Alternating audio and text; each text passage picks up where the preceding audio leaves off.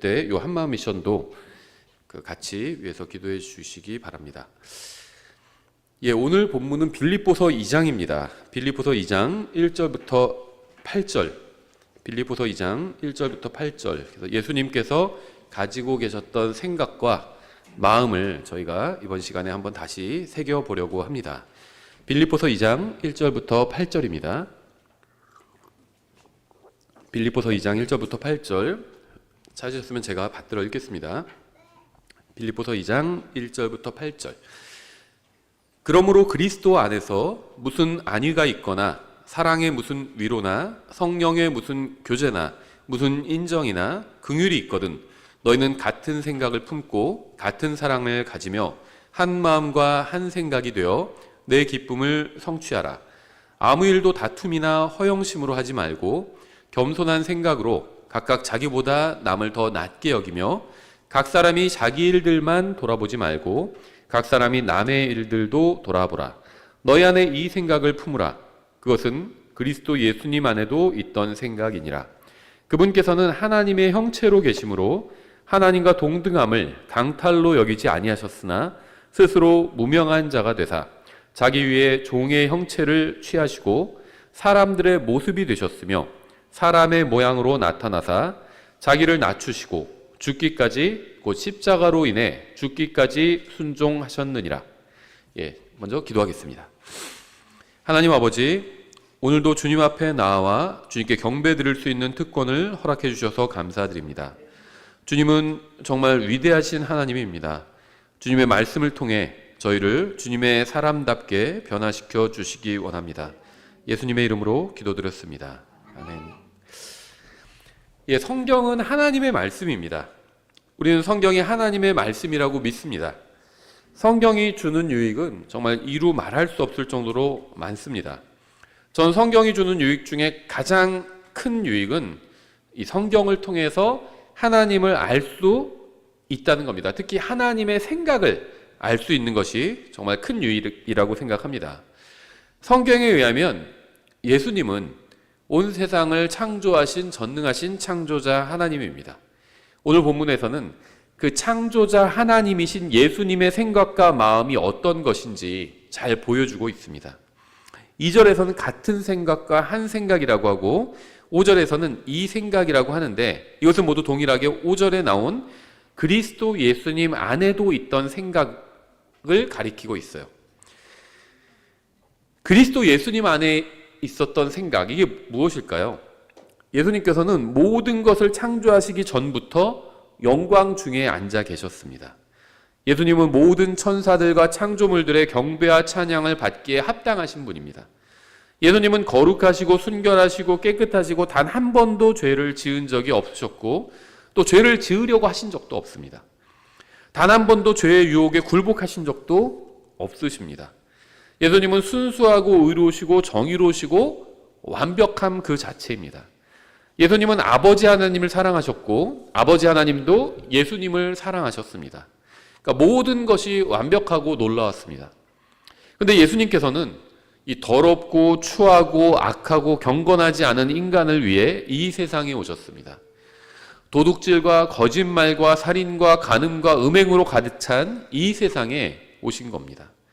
아버지 하나님과 아들 하나님은 우리를 포함한 이 세상 사람들을 사랑할 만한 사실 아무 이유가 없었어요. 하나님은 완벽하신 분이고 인간은 죄로 가득한 그런 상태였죠. 그러니까 하나님과 인간의 상태가 극과 극으로 너무 달랐습니다. 그러니까 완벽하시고 거룩하시고 의로우신 하나님께서 죄로 가득 찬 인간을 사랑할 만한 이유가, 합리적인 이유가 사실은 없었다는 겁니다. 우리를 포함한 이 세상 사람들은 전혀 사랑스럽지 않습니다. 그러니까 우리가 볼 때는 어떤 사람들은 사랑스러워 보일 수도 있을지 모르지만 완벽하신 하나님의 기준으로 보면 인간은 그렇게 사랑스러운 존재가 아니라는 겁니다. 이 세상 사람들은 하나님의 사랑을 받을 자격도 없고 하나님의 사랑을 받을 만한 일을 한 적도 없었습니다. 하지만 은혜가 풍성하신 하나님께서는 사람들을 도와주고자 하셨습니다. 또 긍휼이 풍성하신 하나님께서는 사람들을 찾아오셔서 사랑으로 사람들을 붙들어 주기를 원하셨습니다. 아버지 하나님과 아들 하나님은 같은 생각을 갖고 계셨습니다. 예수님은 여러분의 혼이 자신의 편안함보다 더 중요하다고 생각하셨습니다. 예수님은 여러분의 구원이 자신이 하늘나라에서 누리던 모든 영광보다 더 중요하다고 생각하셨습니다. 그래서 예수님은 우리가 도저히 받을 수 없는 것을 얻게 하기 위해 자신이 정당하게 누리던 모든 것을 내려놓고 이 세상에 오셨습니다.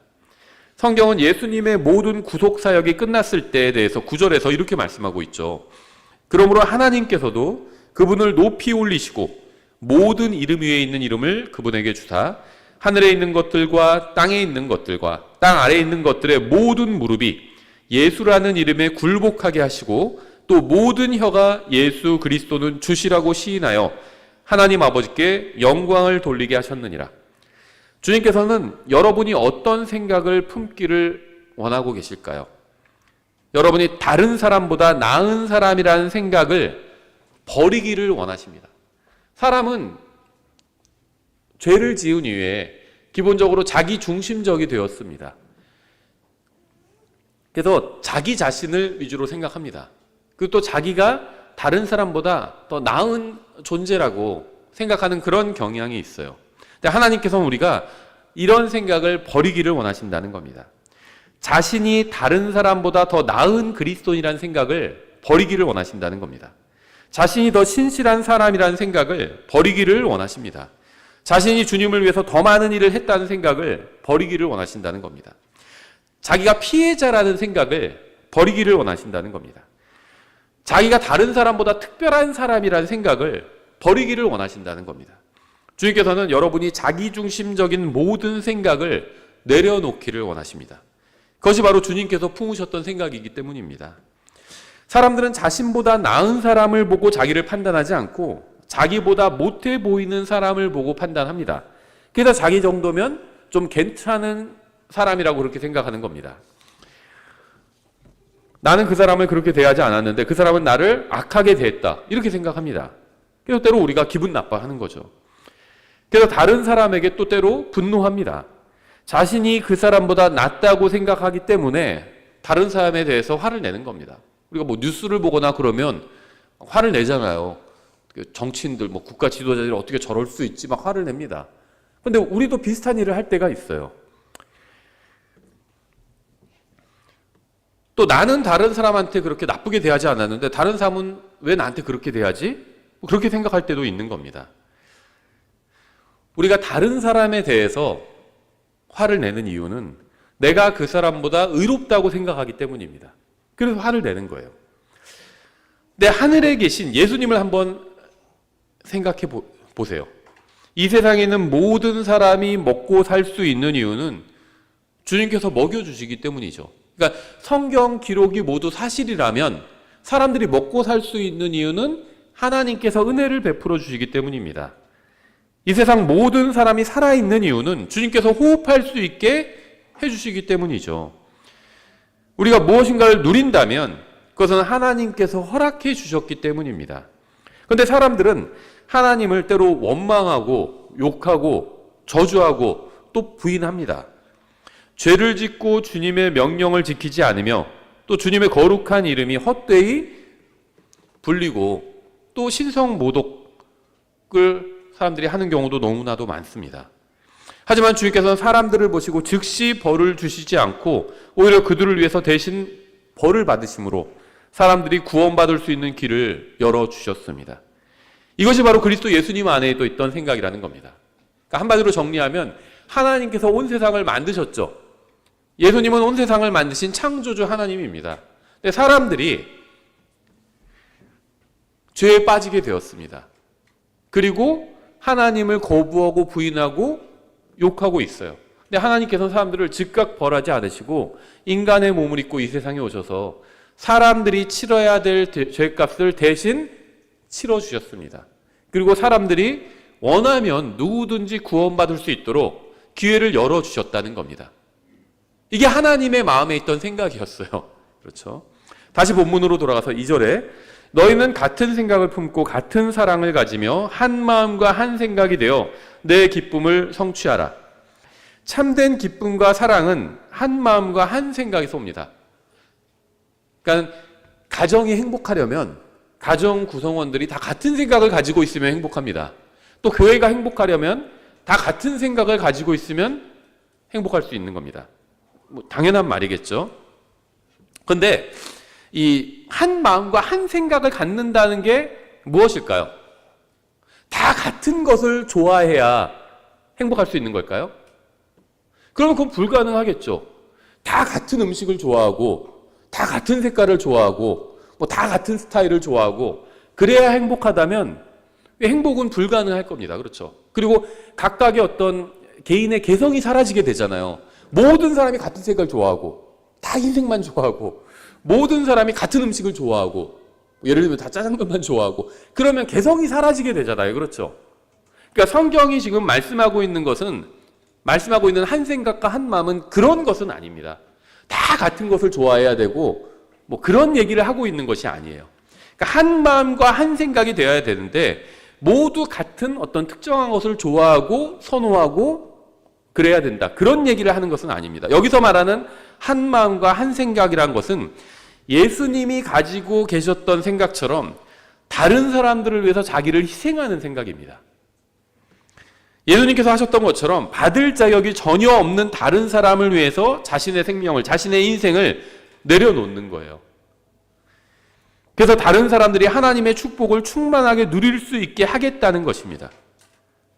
이게 성경에서 지금 본문이 말씀하고 있는 그 생각입니다. 예수님 안에 있던 생각. 그리고 이 생각을 모든 사람이 갖게 된다면, 가족 구성원들이 다 이 생각을 갖게 된다면 내가 아니라 다른 사람을 위해서 나를 희생하는 겁니다. 다른 사람을 더 나은 사람으로 여기는 거예요.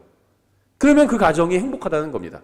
가족 구성원들이 다 그 생각을 가지고 있으면 가족이 행복하다는 거예요. 교회 구성원들이 다 그 생각을 가지고 있으면 교회가 행복한 교회가 된다는 겁니다. 그러니까 어떤 모임이든 단체든 그 구성원들이 같은 생각을 가지고 있는데 그 생각이 뭐냐면 다른 사람을 나보다 더 낫게 여기고 다른 사람을 위해서 자기를 희생하는 겁니다. 그러면 그 모임이 행복해질 수 있다는 겁니다.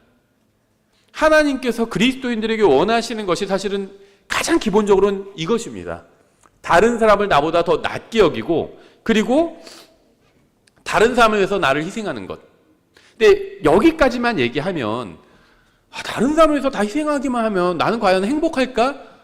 이런 생각을 할 수 있잖아요. 그렇죠. 다른 사람을 위해서 내 걸 다 내주고 내가 희생하고 그러면 내가 행복할 수 있을까? 그렇게 생각할 수 있잖아요.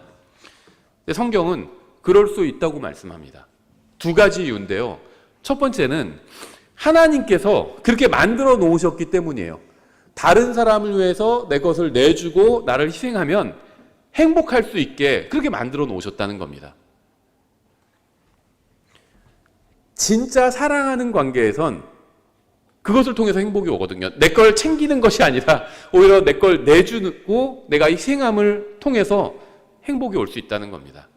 아마 결혼하고 또 아이를 낳아보신 분들은 이게 이해가 가실 거예요. 아이와 부모는 진짜 사랑하는 관계죠. 사랑이 그냥 생깁니다. 근데 부모가 자기 걸 희생해서 아이에게 무엇을 주었을 때 허탈감이 오는 것이 아니라 공허함이 오는 것이 아니라 내 걸 희생했으니까 아깝다 이런 생각이 드는 것이 아니라 정말 오히려 만족이 오고 행복이 오거든요. 그래서 하나님께서 이런 법칙을 만들어 놓으신 거예요. 그 두 번째는요. 내 것을 다 희생해서 다른 사람한테 내어줘도 그것이 손해가 아닙니다. 실제로 손해가 나는데 그냥 손해가 아니다 이런 정신승리를 하자는 것이 아니라 하나님께서 다 보상을 해주십니다. 예수님은 우리를 위해서 자신의 생명을 내어주셨잖아요. 하지만 결과적으로 예수님께서 잃으신 것이 아무것도 없습니다. 그렇죠? 예수님은 다시 영광의 왕자로 돌아가셨어요. 그래서 자신이 내려놨던 것을 그대로 다시 되찾으셨습니다. 그리고 거기에 플러스로 자신의 형제들이 생겼잖아요. 사랑하는 형제들이 생겼습니다. 그렇죠? 예수님은 우리를 사랑하시고 우리도 예수님을 사랑하잖아요. 이런 사람들이 셀 수 없이 많이 생긴 겁니다. 예수님의 십자가 대속을 통해서 예수님은 자기가 자신의 생명을 우리를 위해서 내어놓으셨지만, 다른 사람들을 위해서 내어놓으셨지만, 무엇인가를 잃으신 것이 아니라 오히려 자기의 생명과 영광도 되찾으셨고 또 예수님을 믿고 사랑하는 우리 같은 사람들도 셀 수 없이 많이 생겼잖아요. 이것이 예수님에게만 적용되는 원칙이 아니라 예수님을 따르는 모든 사람들, 우리에게도 적용될 수 있는 원칙입니다. 우리가 이 세상에서는 우리가 가진 것을 내어놓고 희생하면 손해가 나죠. 또 손해가 나는 것처럼 보이죠. 하지만 하나님께서 예수님께서 내려놓으셨던 모든 영광을 다시 찾으신 것처럼 우리도 그 영광에 동참할 수 있게 해주셨다는 겁니다. 그래서 제가 그냥 말로만 우리가 다른 사람을 위해서 정말 주님의 말씀을 믿고 주님께서 말씀하신 그대로 우리가 다른 사람을 위해서 내 것을 내어놓고 희생하면 그냥 정신적인 만족이 있습니다. 제가 이런 얘기를 하는 것이 아니라 하나님께서 다 보상해 주신다는 겁니다. 계속해서 3절, 아무 일도 다툼이나 허영심으로 하지 말고 겸손한 생각으로 각각 자기보다 남을 더 낮게 여기며. 우리의 가정과 교회와 인간관계에 문제가 일어나는 전형적인 두 가지 원인이 있어요.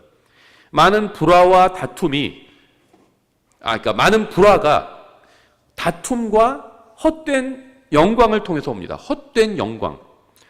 다른 사람을 무시하고 자기가 다른 사람보다 낫다고 생각하는 것이 바로 헛된 영광이에요.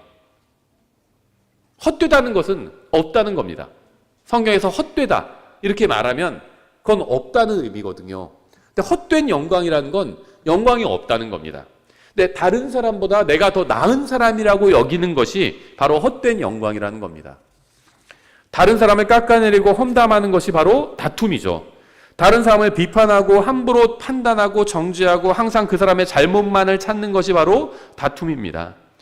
교회에 나오고 헌금도 하고 성경도 읽지만 항상 다른 사람의 잘못만을 찾는 데 혈안이 되어 있는 게 바로 다툼의 원인이라는 겁니다. 다른 사람의 잘못을 찾고 그것을 뒤에서 험담하는 것이 바로 다툼의 원인입니다. 나는 진심이지만 저 사람은 진심이 아닐 것이라고 하는 것이 바로 형제를 판단하는 거죠.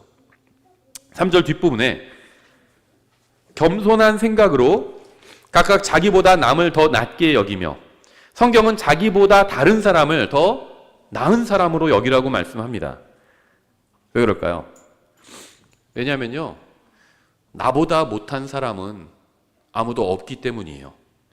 모든 사람이 다 똑같이 죄를 지어 하나님의 영광에 이르지 못했습니다. 그래서 예수님께서는 모든 사람을 위해서 죽으셨습니다.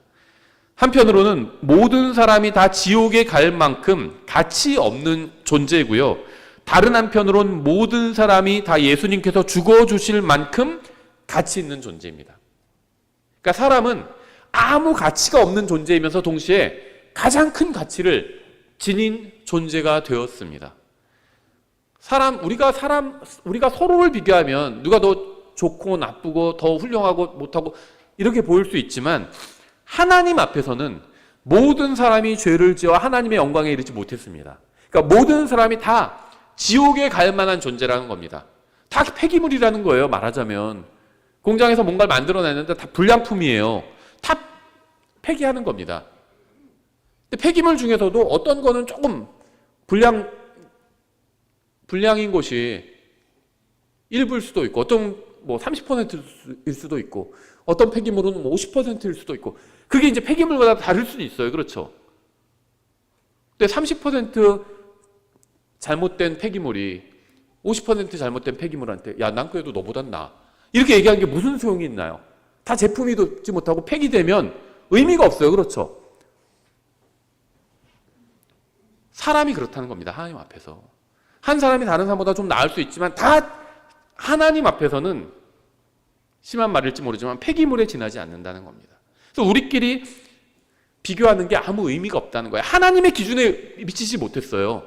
하나님의 기준에선 다 불량품인 겁니다. 그래서 다 폐기해야 됩니다. 그래서 서로가 비교하는 게 무가치하다는 겁니다. 하나님 앞에서 죄를 지은 사람은 아무 가치가 없는 존재가 되어버렸다는 거예요. 사람 입장에서는요, 그러니까 이 구원이요, 제가 여러 번 말씀드리지만 사람 입장에서 생각하면 잘 이해가 안 돼요. 내가 잘 안 믿어지는데 자꾸 이런 얘기 하는 겁니다. 하나님 입장에서 보면 제대로 보여요. 사람 입장에서 보면 내가 선행을 조금 더 하면 좀 괜찮아질 것 같은데 이런 생각을 합니다. 근데 말씀드린 것처럼 죄를 지은 사람은 하나님께서 보실 때는 폐기물에 지나지 않아요. 폐기물입니다. 지옥에 던져지는 불 용광로에 던져지는 폐기물에 지나지 않아요. 근데 여기를 좀 수선한다고 그래서 되는 게 아닙니다. 한번 생각해 보세요. 여러분이 어디 가서 뭐 제품을 살 때 흠이 있는 거 사시겠어요? 안 삽니다. 그렇죠? 그런데 그 물건을 파는 사람이 여기 흠이 있는데 이거 조금만 이렇게 지우면 돼요. 그런다고 사시겠어요? 안 사요. 그렇죠? 새 상품을 사죠. 사는 사람 입장에선 흠이 조금이라도 있으면 안 삽니다. 하나님 입장에선 누군가 하늘에 데리고 가고 거기서 영원히 함께 사시려고 하는데 흠이 있는 사람은 안 사시는 겁니다. 조금 흠이 있어도 들여놓지 않으시는 거예요. 하나님 입장에서 보면 보입니다, 그게. 근데 사람 입장에서 보면 그거 흠 좀 있다고 왜 안 받아들이지? 그건 사람 입장이죠. 하나님 입장에서는 거부하시는 겁니다. 그래서 모든 사람이 하나님의 기준으로 보면 다 자격 미달이라는 거예요. 들여놓기 싫으신 겁니다. 하나님 입장에선. 그 점에 있어서 모든 사람이 다 똑같다는 겁니다. 그러니까 사람끼리 비교해봐야 아무 의미 없다는 거예요. 다 하나님 입장에선 기준 미달이에요. 그래서 하나님께서 어떻게 하셨죠? 하나님께서 사람을 만드신 창조의 목적이 그것이 아니잖아요. 다 그냥 폐기해버리고 용광로에 던져버리는 게 하나님의 처음의 의도가 아니었잖아요. 그래서 하나님께서는 모든 사람에게 다시 한번 기회를 주시는 겁니다. 예수님께서 십자가 위에서 죄값을 갚아주시고 다 완전해질 수 있는 기회를 주신 거예요. 그래서 그것을 받아들이는 사람은 다 데려가기로 하신 겁니다. 그래서 사람은 한편으로는 다 완전히 지옥에 던져질 만큼, 용광로에 던져질 만큼 무가치한 존재고, 다른 한편으론 예수님의 십자가 대송을 통해 정말 예수님의 생명으로 바꿀 만한 그만큼 엄청난 가치가 있는 그런 존재라는 겁니다. 모든 사람이 다. 한번 생각해 보십시오. 예수님께서는 이 세상에서 가장 형편없는 사람보다 자신을 더 낮추셨습니다. 예수님은 모든 사람을 위해서 대속해 주셨죠. 우리가 생각할 때 가장 형편없다고 생각하는 그 사람을 위해서도 대속해 주신 겁니다. 이 세상에서 가장 형편없고 쓸모없고 못나고 죄 많은 사람을 대신해서 죽어주셨습니다. 예수님은 아무리 못난 사람이라 해도 그가 죽는 것보다 자기가 죽는 게 더 낫다고 여기신 겁니다. 그래서 예수님은 이 세상에서 가장 형편없는 죄인인 저와 여러분을 포함한 모든 사람을 위해 십자가를 지고 고난을 당하고 하나님의 진노를 받아주신 겁니다. 예수님께서는 이 세상에 있는 모든 사람을 사랑하셔서 십자가 위에서 죽으셨습니다. 사랑과 기쁨을 얻는 비결이 무엇인지 아세요? 행복한 교회 생활과 행복한 가정 생활을 하는 비결이 무엇인지 아세요? 내가 모인 이 사람들 중에 가장 못나고 형편없는 사람이라는 사실을 인정하는 겁니다. 예수님께서 그러셨어요. 세상에 수많은 사람들이 있고 조금 괜찮아 보이는 사람도 있지만 정말 형편없는 사람들도 있잖아요. 어디나 그런 사람들이 있어요. 정말 형편없는 사람들, 최악의 사람들. 그런 사람 본 적 없으세요? 저도 인생을 이제 한 50년 이상 살다 보니까 정말 최악이다. 그런 사람들이 있거든요. 있습니다. 여러분도 그런 사람 아마 생각나는 사람이 있을 겁니다. 예수님께서는요, 그 사람보다 예수님 자신이 죽는 게 더 낫다고 생각하시고 십자가 위에서 죽어주신 겁니다. 가장 못나고 나쁘고 사악한 사람보다 예수님이 십자가 위에서 죽는 게 더 낫다고 생각하시고 죽으신 거예요. 그러니까 예수님께서 십자가 위에서 죽으시는 그 순간에는 자신이 가장 형편없는 존재라고 생각하시고 거기서 죽으신 겁니다. 근데 그것이 바로 행복의 비결이에요. 행복한 가정생활의 비결. 왜 싸우죠? 다툴 때가 있잖아요. 말다툼하고 싸울 때가 있어요. 그때 왜 싸우죠? 뭐 여러 가지가 있지만 가장 기본적으로 깔려있는 생각이 뭐냐면 내가 낫다고 생각하는 겁니다. 왜 헤어지죠? 왜 이혼을 하죠? 왜 교회를 떠나죠? 내가 낫다고 생각하기 때문이에요. 가만히 보니까 이 교회에서 내가 제일 나아. 그래서 더 좋은 교회를 찾아서 떠나는 겁니다. 부부도 마찬가지죠. 이 사람보다 내가 더 훨씬 나아. 아까워. 내가 아까워. 그래서 떠나는 겁니다. 그래서 다툼이 일어나는 거예요. 그렇죠? 내가 더 낫다고 생각하기 때문에 싸우는 거예요. 근데 다른 사람이 더 낫다고 생각하면 다툼이 없어진다는 겁니다. 교회와 가정에선 그 마음이 필요하다는 겁니다. 그럼 행복해질 수 있다는 거예요. 우리 가정에서 내가 제일 못한 사람이다 생각하면요, 가정이 행복해질 수 있는 겁니다. 예수님처럼 스스로 무명한 자가 되는 거예요. 우리 교회에서 우리 가족이 가장 잘난 가족이 아니라 가장 형편없는 가족이라는 사실을 인정하는 겁니다. 내가 다른 사람보다 더 좋은 대우를 받아야 한다는 생각을 버리는 겁니다. 예수님께서 다른 사람을 섬기셨듯이 나도 다른 사람을 섬기겠다고 생각하는 겁니다. 다른 사람으로 인해서 복을 받는 게 아니라 내가 다른 사람에게 복이 되어야겠다고 생각하는 겁니다. 세상에서는 이러한 진리를 거부하겠지만 이것이 바로 성경이 말씀하시는 참된 기쁨의 비결이에요. 그러니까 여러분의 가정에서 또 교회에서 이런 생각을 가지면 여러분이 행복해질 수 있다는 겁니다. 특히 가정에서 이런 생각을 가져야 돼요. 그러면 다르게 보인다는 겁니다.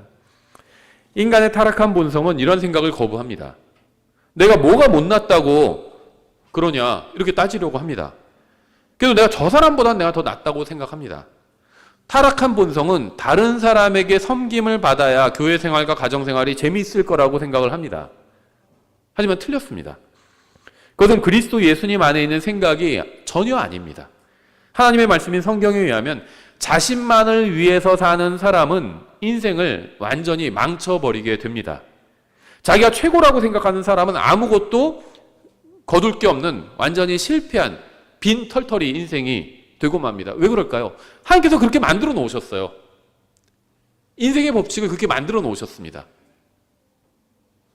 자기를 위해서 살아야 잘 살 것 같은데 나를 최고로 여기고, 그렇죠, 내가 막 기싸움에서도 다 이기고 그래야지 내가 대접받고 최고가 됐고 행복할 것 같은데 하나님은 인생을 그렇게 만들어 놓지 않으셨다는 겁니다. 왜 그럴까요? 이 인생은요 영혼의 그림자거든요. 하나님께서 의도하시는 건 지금 이 세상에서 우리가 막 복작복작 지지고 볶고 사는 게 아닙니다. 영원히 하나님과 행복하게 사는 거예요. 근데 영혼에서는 생각해보세요. 부족함이 없죠. 근데 서로가 서로를 위하는 그 마음을 원하시거든요. 하나님은 그 마음을 원하십니다. 서로가 서로를 위하는, 서로 자기 걸 챙기고 싸우는 그런 마음을 갖고 어떻게 영원히 행복하게 살 수 있겠어요? 서로가 서로를 위하는 그 마음을 가지고 영원히 살기를 원하신 겁니다. 하나님은 그런 마음을 갖고 계세요. 그래서 인간의 몸을 입고 십자가 위에서 자신을 내어주실 수 있었던 거죠. 하나님의 마음은 그렇습니다. 다른 사람을 위하는 마음을 갖고 계세요. 하나님은. 근데 우리가 이제 하나님과 함께 살아야 되는데 우리도 그 마음을 갖기를 원하시는 겁니다. 그래서 이 인생에 그런 진리를 넣어두신 거예요. 자기만을 위해서 살면 행복할 것 같은데 전혀 행복하지 않게 그렇게 인생 자체를 만들어 놓으셨습니다. 그럼 다른 사람을 위해서 평생 헌신하고 희생한 사람들, 그런 사람들의 어떤 간증이나 이야기를 한번 읽어보세요. 행복했다고 합니다. 내가 평생을 다른 사람을 위해서 희생하면서 삶을 살았는데 이게 너무 후회된다. 저는 그런 걸 본 적이 없어요. 그런 글을. 오히려 반대로 나 자신만을 위해서 살았는데 이게 너무 후회된다. 그런 간증은 제가 본 적이 있거든요. 저도 마찬가지예요. 자, 뭐 글이 짧지도 않고 글이 길지도 않은 인생을 지금 살았죠. 근데 돌이켜보면요, 나 자신만을 위해서 뭔가 했던 거, 이건 후회가 되더라고요. 제가 후회하는 건, 내가 나를 좀 더 챙길 걸, 그런 건 없어요. 오히려 그게 후회가 돼요. 내가 그때 다른 사람을 위해서 더 희생을 했으면 좋았을 걸. 그게 후회가 됩니다. 다른 사람을 나보다 더 낫게 여기고 그렇게 할 걸. 그게 후회가 됩니다. 하나님께서 그렇게 인생을 만들어 놓으셨어요. 근데 그렇게 인생을 만들어 놓으신 이유는 영원에서 주님과 함께 행복하게 살기 위해서 그게 필요하기 때문입니다. 자아로 가득한 사람은 항상 불평합니다. 자신은 아무도 섬기지 않으면서 누군가 다른 사람이 나를 섬겨야 한다고 생각하는 사람들이죠. 하지만 그리스도와 같은 동일한 생각을 가진 사람은 스스로 자신을 낮춰서 무명한 자가 되고 다른 사람을 섬기려고 합니다. 불평은 육신적인 사람의 특징이에요. 자기 자신만 생각하면 불평하게 됩니다. 하지만 다른 사람을 섬기는 것은 영적으로 성장한 영적인 사람의 특징입니다. 근데 거기에 행복이 있어요. 참된 기쁨을 원하시나요? 그리스도 예수님과 같은 생각을 품으십시오. 예수님은 사랑받을 자격이 있는 사람을 사랑하지 않으셨습니다. 만약 그랬더라면 우리 중 누구도 예수님의 사랑을 받지 못했을 겁니다. 자기 관점으로 보면 자기가 꽤 괜찮은 사람이라고 생각할지 모르지만 하나님의 관점으로 보면 전혀 그렇지 않아요. 진실은 항상 하나님의 관점으로 봐야 제대로 보입니다. 우리는 사랑스러운 사람이 아니었습니다. 하지만 하나님께서는 우리를 사랑해 주셨습니다. 그래서 하나님의 사랑이 놀랍다고 하는 거죠. 여러분이 예수님을 자신의 구원자로 받아들이고 구원받았다면 여러분은 하나님의 사랑을 받는 자녀들입니다. 하지만 여러분이 사랑받는 자녀가 된 이유는 사랑받을 자격이 있기 때문이 아니라 오히려 그럴 만한 아무런 자격이 없었기 때문이에요. 여러분도 사랑받을 자격이 없는 사람을 사랑하십시오. 가장 못나 보이는 사람을 섬기세요. 그것이 바로 예수님과 같은 생각을 품는 것입니다. 예수님께서 가장 못나 보이는 사람을 사랑하고 섬기겠다는 생각을 품으셨기 때문에 우리가 사랑받고 섬김을 받았던 거죠. 4절에 이렇게 되어 있습니다. 각 사람이 자기 일들만 돌아보지 말고 각 사람이 남의 일들도 돌아보라. 다른 사람에 대해서 관심을 가지십시오. 특히 다른 사람의 영적 상태에 대해서 관심을 가지십시오. 영적 필요에 대해서. 그 다음에 구원받았나? 구원받지 않았나? 구원받았다면 더 영적으로 성장해야 되나? 이런 것에 대해서 관심을 가지십시오. 누가 도움이 필요한지, 누가 어려움을 겪고 있는지, 누가 고난 중에 있는지, 누가 기도가 필요한지 살펴보고요. 그 사람 위해서 기도해 주십시오. 그렇다고 해서 막 그 사람 뭐 꼬치꼬치 캐묻고 다니라는 게 아닙니다. 먼저 그 사람 위해서 기도하세요. 그 사람에게 뭐가 필요한지 주님께 알려달라고 하십시오. 여러분 주위에 여러분의 도움이 필요한 사람들이 굉장히 많이 있습니다. 특히 구원받지 못한 사람들. 여러분 주위에 있잖아요. 여러분 가족일 수도 있고요. 또 여러분 주변에 있는 친구나 직장 동료나 아니면 그저 가끔가다 만나는 사람일 수도 있고요. 그 사람들의 필요가 뭔지 생각해 보십시오. 특히 영적인 문제, 구원의 문제 위해서 기도해 주시고요. 그 다음에 구원받기 위해서 뭐가 필요한지 한번 생각해 보시고요. 거기에 여러분이 도울 수 있는 게 뭔지 그걸 한번 생각해 보실 수도 있고요. 제가 확실한 사실을 하나 말씀드리겠습니다.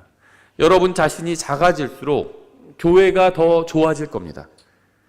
여러분에 대한 염려가 더 작아지고 다른 사람에 대한 염려가 커질수록 교회가 더 좋아집니다.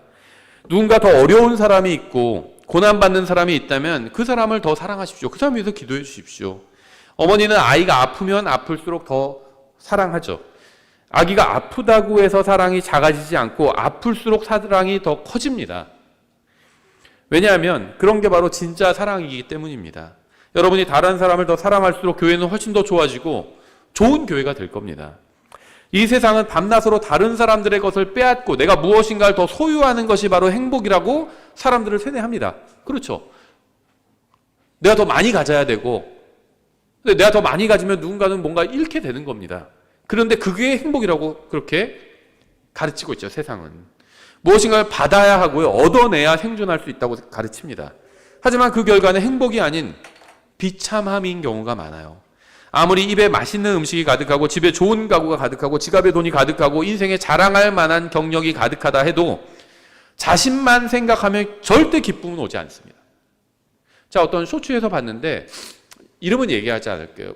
뭐 우리나라에서 굉장히 유명한 사람들이에요. 의사 부부고 유명한 사람들이에요. 그 뭐 사업도 막 하고요. 의사 부부인데 연매출이 뭐 몇백억이래요. 재산도 엄청 많대요. 그런데 제가 정확한 명칭은 잃어버렸는데 아무런 기쁨이 없는 지금 그런 일종의 우울증 중에 하나인데 그런 병에 걸렸대요. 무엇을 해도 즐겁지가 않다는 거예요. 재산은 엄청나게 많고 사업도 너무 잘 되고 있어요. 자기 직업도 좋아요. 부부가 다 의사예요. 기쁨이 전혀 없대요. 뭘 해도 가슴이 뛰지 않는다는 겁니다. 우리 같은 평범한 사람들은 없는 사람들은 뭐 생각하면 뭐 즐거운 게 있잖아요. 맛있는 걸 먹는다든지 아니면 뭐 누가 좋은 걸 사준다든지 그건 막 좋을 수 있잖아요. 근데 그런 게 전혀 없대요. 그냥 원하는 모든 걸 다 가질 수가 있거든요. 많은 걸 해봤어요. 재밌는 게 없다는 겁니다. 누가 뭐 고급 뭐를 사다 줘도 하나도 기쁘지 않다는 거예요. 근데 자기만을 생각하면 그렇습니다. 그러니까 행복의 비결은요, 자기만을 생각할 땐 절대 오지 않아요. 왜 그러냐? 모릅니다. 저는 의학적으로, 정신의학적으로 왜 그런지 모르는데 성경적으로는 알아요. 하나님께서 그렇게 만들어 놓으셨습니다. 자기만을 생각할 때 절대 행복이 오지 않게 그렇게 만들어 놓으셨어요. 그건 가정에서도 그렇고 교회에서도 그렇고 영혼에서도 그렇습니다. 그래서 하나님은 자기만 생각하지 않으시거든요. 그렇게 만들어 놓으셨어요. 이 세상이 사라지고 나면 많은 것들이 완전히 허상이고 순간에 지나지 않았다는 사실이 드러나게 될 것입니다. 여러분에게는 새로운 집과 새로운 직장과 새로운 남편과 새로운 아내와 새로운 교회가 필요한 것이 아니라 새로운 생각이 필요합니다. 새로운 마음이 필요합니다. 예수 그리스도의 생각과 같은 생각이 필요합니다. 자신이 아닌 다른 사람을 위해서 사는 그 마음이 필요합니다. 그러면 혼의 기쁨을 얻을 수 있습니다. 하나님께서 그렇게 되도록 사람을 만드셨기 때문이에요. 9절에 보시면 이렇게 되어 있죠. 그러므로 하나님께서도 그분을 높이 올리시고 모든 이름 위에 있는 이름을 그분에게 주사 하늘에 있는 것들과 땅에 있는 것들과 땅 아래에 있는 것들의 모든 무릎이 예수라는 이름에 굴복하게 하시고 또 모든 혀가 예수 그리스도는 주시라고 시인하여 하나님 아버지께 영광을 돌리게 하셨느니라. 예수님은 자신의 생명을 다른 사람을 위해서 온전히 내어주셨지만 아무것도 잃지 않으셨습니다. 스스로 무명한 자가 되셨지만 아무것도 잃지 않으셨습니다. 지금은 어떨지 모르지만 언젠가 모든 사람이 예수님의 희생에 감사할 날이 올 것입니다. 예수님은 이 세상에서의 희생을 통해서 더 큰 영광을 가지고 아버지께로 돌아가셨습니다. 예수님은 자신의 인생 전부를 다른 모든 사람을 위해서 내어주셨지만 결국 아무것도 잃지 않으셨습니다. 아버지 하나님께서 다 그 영광을 돌려주셨죠. 여러분도 마찬가지입니다. 예수님과 다른 사람을 위해 여러분의 인생과 생명을 내어놓아도 여러분은 결국 아무것도 잃지 않을 겁니다. 이 세상에서는 많은 것을 잃어버리고 실패한 것처럼 보일지 모르지만 그리스도의 심판석에는 결국 아무것도 잃지 않았음이 드러날 것입니다. 제가 확실한 것을 하나 말씀드리겠습니다. 이 세상에서의 인생이 끝나고 하늘에서 눈을 뜨면 자신의 인생을 다른 사람을 위해서 사용하지 않은 것을 크게 후회하게 될 것입니다. 왜 내가 내 인생을 다른 사람을 위해서 좀 더 살지 않았을까? 그것을 가장 후회하게 될 것입니다. 왜 귀중한 인생을 나 자신만을 위해서 사느라 모두 허비해 버렸는지 그것을 후회하게 될 것입니다. 이것이 바로 성경이 말씀하시는 인생에 관한 진리예요. 자기를 위해서 살면 살수록 후회하게 되고요. 다른 사람을 위해서 살면 살수록 더 만족하게 되는 것. 이게 하나님께서 인생에 넣어놓으신 법칙입니다. 예수님께서는 우리가 무슨 짓을 했건 상관하지 않고 우리를 사랑하셨습니다. 그래서 우리를 위해서 자신의 생명을 내어주셨어요. 아무것도 아닌 우리를 위해서 가장 귀한 자신의 생명을 내어주신 겁니다. 자기의 생명보다 우리의 혼이 더 소중하다고 생각하셨던 거죠. 주님께서는 우리가 주님께서 보여주신 본을 따르기 원하셨습니다. 자신보다 비교할 수 없을 정도로 훨씬 못난 다른 사람을 위해서 자신을 온전히 내어주신 예수님처럼 생각하고 예수님처럼 살기를 원하신 겁니다. 여러분은 하나님께 은혜를 받으셨나요? 여러분은 자신이 받을 자격이 없는데 주님께 큰 은혜를 받았다고 정말 그렇게 생각하시나요? 그렇다면 다른 사람들에게도 은혜를 베풀어 주십시오. 여러분의 은혜를 받을 자격이 없는 사람에게 은혜를 베풀어 주십시오. 그러면 정말 후회하지 않을 겁니다. 왜냐하면 그것이 바로 예수 그리스도와 같은 생각과 마음을 품은 것이기 때문입니다. 여러분이 그렇게 하면 하나님께서는 여러분의 마음에 기쁨을 가득 채워주실 겁니다. 오늘 우리가 살펴본 주제가 바로 성경이 말씀하시는 기독교예요.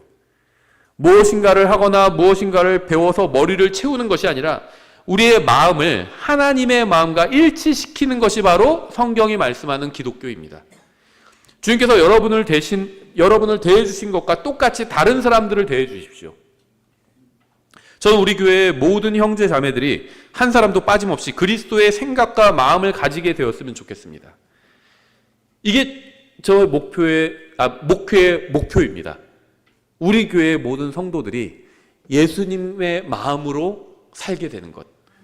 그러면 우리 교회는 외형은 비록 작고 볼품없을지 몰라도 세상에서 가장 좋은 교회가 될 것입니다. 변해야 할 것은 아무것도 없어요. 그러니까 내 입장에서 보면 변해야 될 것이 많아요. 우리 교회 좀 더 좋은 교회 되고 사람도 더 많아야 되고 아니면 우리 가정도 좀 더 좋아야 되고, 인간적인 관점에서 보면 내 환경이 좀 더 좋은 환경으로 변하기를 바랍니다. 그렇죠? 근데 하나님의 관점으로 보면 변해야 될 것이 아무것도 없습니다. 하나님께서 저를 바라보실 때 변해야 될 것이 아무것도 없다는 겁니다. 단 하나밖에 없어요. 무엇일까요? 저의 수입이 늘고 제가 좀 더 좋은 집에서 살고 좋은 환경에 있게 되고, 그것이 아니라 하나님께서 저에게 변하기 원하시는 단 하나는 바로 저의 마음입니다. 저의 건강이나 저의 수입이나 저의 환경이 변하는 것이 아니라 저의 마음이 예수님의 마음처럼 변하는 것, 이것이 하나님께서 원하시는 겁니다. 아무리 기가 막히게 좋은 설교를 듣고 모든 시스템이 갖춰진 좋은 교회에 다니고 성경 지식이 넘쳐난다 해도 예수님과 같은 생각을 품지 않으면 모두 아무런 쓸모없는 것에 불과합니다.